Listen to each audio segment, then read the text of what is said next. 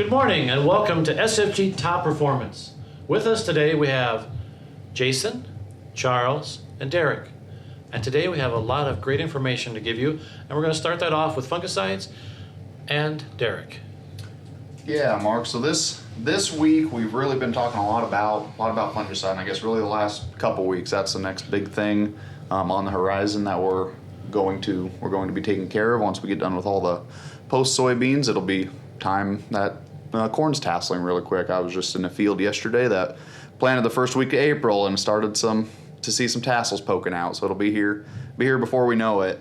All the leaf tests that I take, I go pull the whorl out, count the leaves. We're still week and a half away from the earliest fields around here that I've seen, but 2 to 3 weeks we're going to see a lot of tassels in the field. So that brings us to talking about fungicide with our customers and around in the countryside, and which fields do we look at for fungicide if there's no disease pressure out there, I guess. So right now in all our scouting, we haven't seen much for disease. It was really dry early on, so diseases weren't starting, especially with low humidity for that 3 weeks.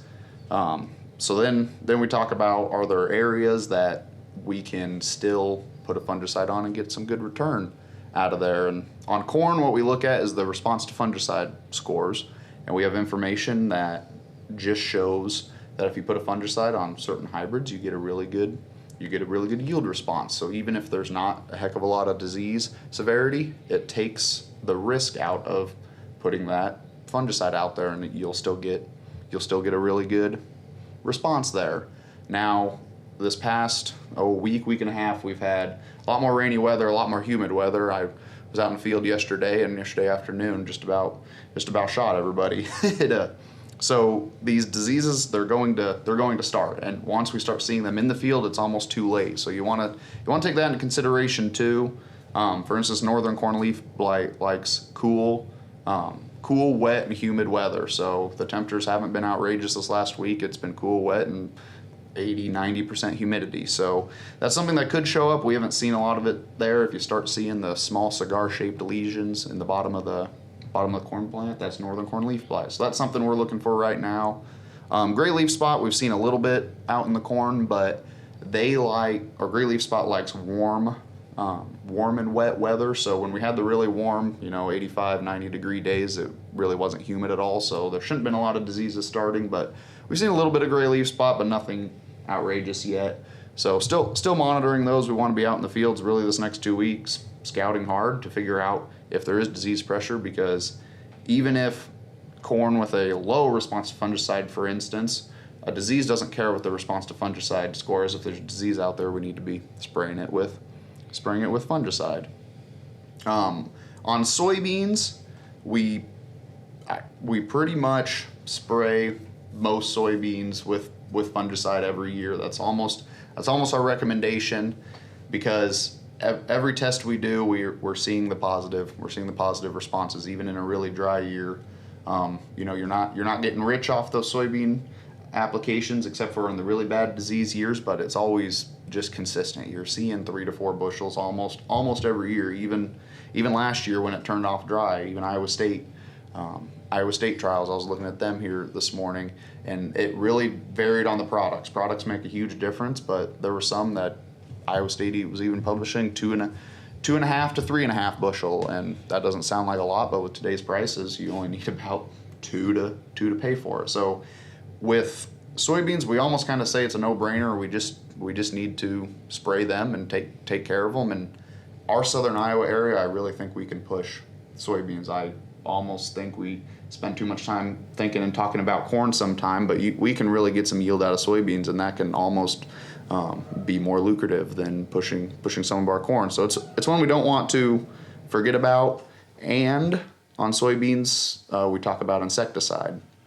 Even if there's not a lot of bugs out there, we throw the insecticide in with the fungicide, because there's just a synergistic effect, and you get a 1 + 1 = 3, and it just makes it work better. There's no real great explanation, because if there's not a lot of insects out there, you wouldn't think you'd need it, but they have some residual, so those flying insects that come in a few days later, they can take care of those, and we get really good results out of it. Whereas on the corn, we pretty much need to be scouting those. So because if there's bugs in the corn, we need to spray it. But if there's not, I like to leave it out. There's no real reason to put the insecticide in with the corn. We haven't seen those as positive responses as we do with soybeans. What maturity do you want your beans at to start the spraying for the fungicide and insecticide?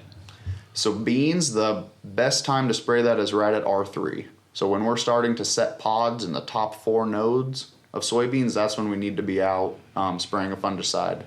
And the reason for that is we want to protect those pods as much as possible. Your soybean plant, all your yield comes from nodes 6 through 12. So you need to let the plant get big enough, and then it's setting pods on the top, and you want to protect those pods. You want to keep them from aborting, because soybeans, they abort up to 40% of their pods or something along those lines. So if we can get a fungicide on there to protect those, that's where we see the best yield potential.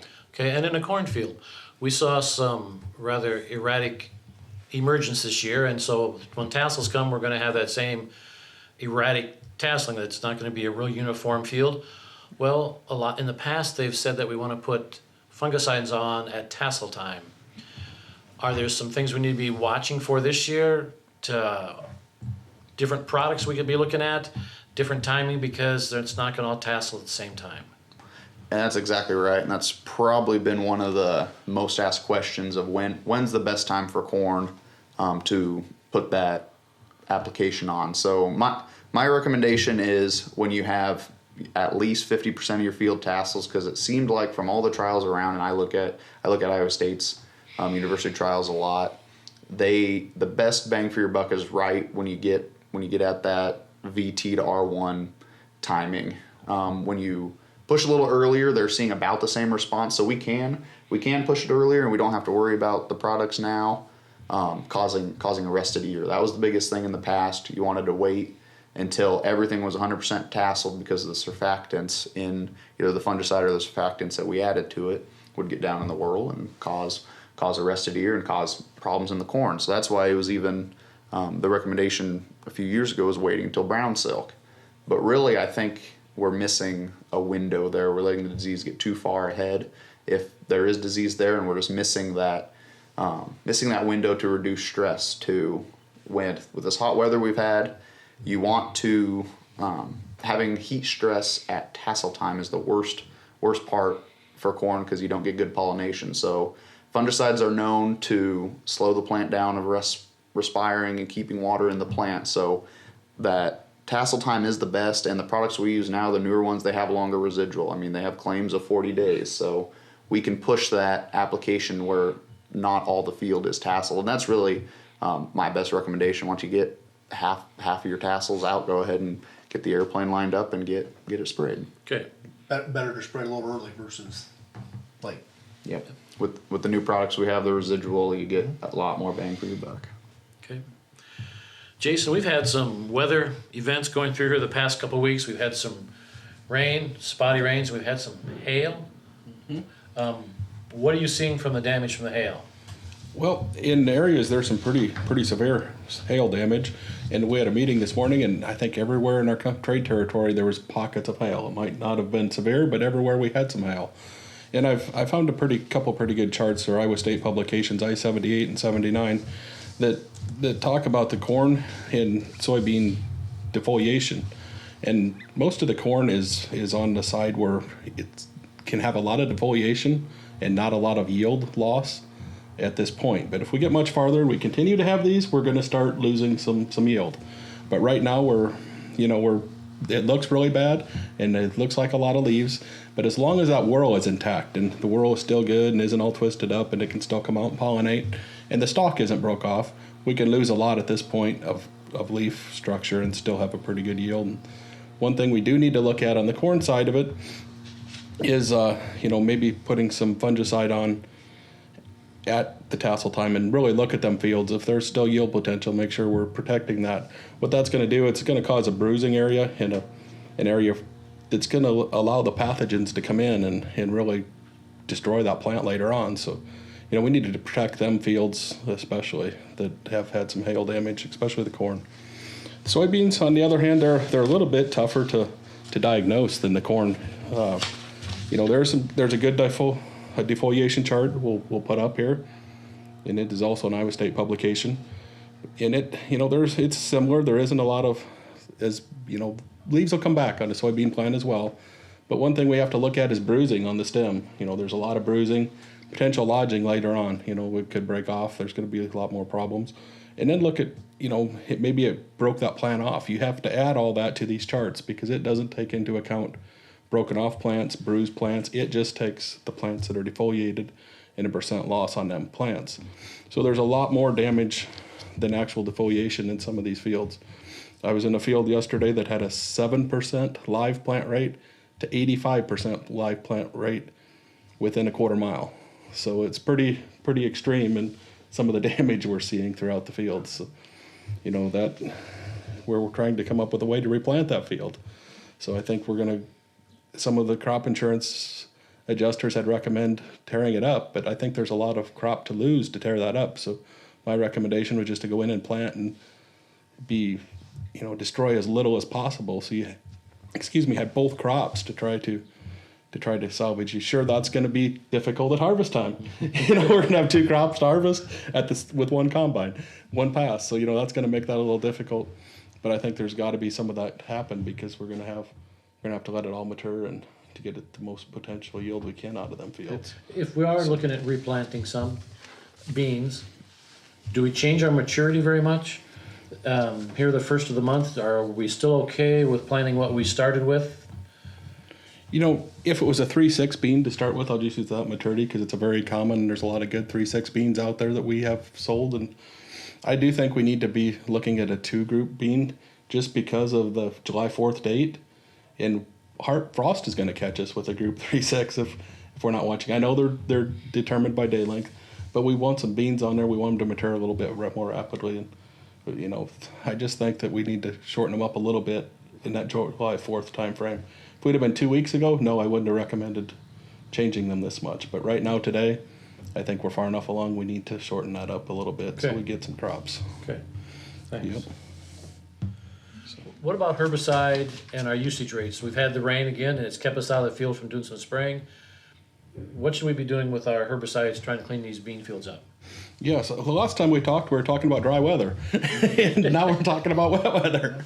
So since the last time we talked, we've had pretty much rain every couple days, so we haven't been able to take advantage of spraying a lot of the soybean fields that are needing sprayed.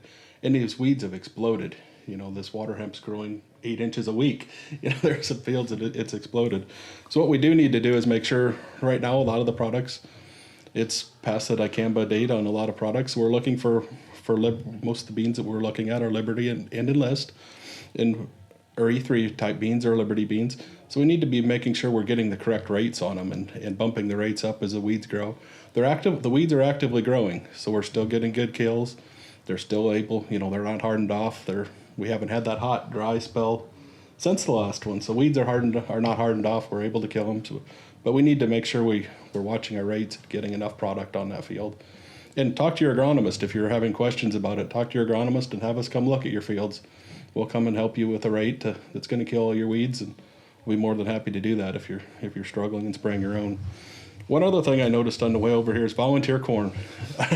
And I haven't noticed it this morning. It really popped up. Every field I drove by that hasn't been treated, that volunteer corn is getting rather large.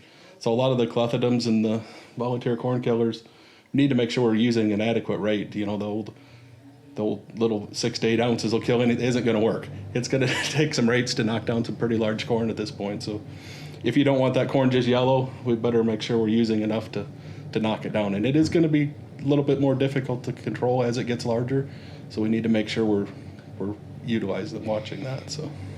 And Jason, especially with Enlist, because isn't there some antagonism there with the Enlist products? So when we're using the corn killers there, we need to up the rate. Some people say even up 50%, but if you're using 6 ounces, you might need to bump up to 8. If you're planning on 8 ounces, you might need to go to 10 or 12 to get that, because there is some antagonism with that Enlist. So you want to make sure you have enough in there to get killed what you want. Yeah. Most definitely, yes. Yep. Yep. Charles, you talked to us throughout the year on how well you've taken care of the equipment, and it's worked really well. The machine's been running, but now that the spraying is starting to slow down, are there other projects that SFG is going to be doing within the company? Yes, sir. Right now, we're just starting to do some sandblasting, painting some anhydrous tanks. There's a lot of tanks that's showing a lot of age, so we're starting to clean them up. We've got all the toolbars kind of painted up, put away, so they look like new still. So they're all put in sheds. I think we've got everything under roof right now for toolbar wise. Spraying wise, like I said, it's been hit and miss for the last 2 weeks. We're spraying some today, and it looks like it's supposed to be dry again for the next week. So within the next week, we should wrap this up and get ready for fungicide season, because that'll be here spraying beans. I guess that'll be less than 2 weeks away probably, and keep her going. The airplanes will be flying, so they'll take some of it away from us. Yeah. And with that too, I see that we're going to be putting in a couple scales, and you're doing some work on the grain leg and Milo. What's all happening with that? The scales, like I said, the scales here at Knoxville, we're replacing the deck on it. Underneath, the beams underneath are pretty rusty, and there's starting to be too much movement in there, so we're going to replace the deck. So our scales will be shut down here for 2 to 3 weeks here at the Knoxville location, and the process of going to put in new scales in at Centerville. That'll hopefully start in the August area. It's going to go out south of the office there. And then over at Milo, there's going to be a brand new leg put up. It should be going up here within the next month. And some new drag conveyors. So that place will look a lot different than it was. Right now it doesn't look like there's much going on, but it'll start changing pretty quick here. We're gonna grow a crop, it looks like, so we better be ready to go. So with the conveyors and leg you're putting in at Milo, will that speed up dumping Yes. and improve that? The outside dumping facility was a 5,000 bushel an hour. And inside also, we are going to have it up to a 14,000 bushel an hour outside for dumping. So that will definitely speed it up and be able to dump dry corn, wet corn outside. Everything can go outside. You won't have that tight alleyway to get inside where some tractors had to have smaller tractors to get inside the building because you couldn't get in there. So it'll be nice to change that and make it so it's going to speed up the process. Hopefully we have a bunch coming in, and going to need the speed to get them back out there. Okay, well that's good. Well, as you can tell, there's been a lot going on with Smith Fertilizer and Grain. The spraying getting done, we're getting into the fungicide season, and we're finishing up with the actual herbicide spraying on most of the crops as the rain allows us. But as you look forward to working with Smiths, and we appreciate what you've done, have you ever talked to your agronomist about the certified crop advisors that they are, and why you should want to have a certified crop advisor? The purpose of this Certified Crop Advisor, a CCA, program is to protect the public and growers like you. This program offers voluntary professional certifications to advisors, proving their commitment to their clients, which is you, their employers, and the public welfare. Farmers can depend on that determination and commitment for truth results in the field. All successful certification programs have one common element, and that is to serve and protect the public interest. Many professions require a license to practice, such as medicine, engineers, and accounting. A license is basically a certification program offered by the state. Certification programs offered by the American Society of Agronomy are voluntary, but offer similar benefits as licensing programs. The American Society of Agronomy certification program sets higher standards for knowledge, skill, and conduct within the agronomy fields. A higher standard for you, and one you can depend on. Bottom line, a trained, certified crop advisor professional can increase per acre profit for you. Contact your local SFG certified crop advisor agronomist and find out that working with the CCA is good for your farm and your community. I want to thank you for watching today. I hope the information we have given you can be beneficial for your crop and your family and your community. We also want to thank you for the business that you have offered us over the years and the business would like to have you continue to offer us in the future. Thank you very much.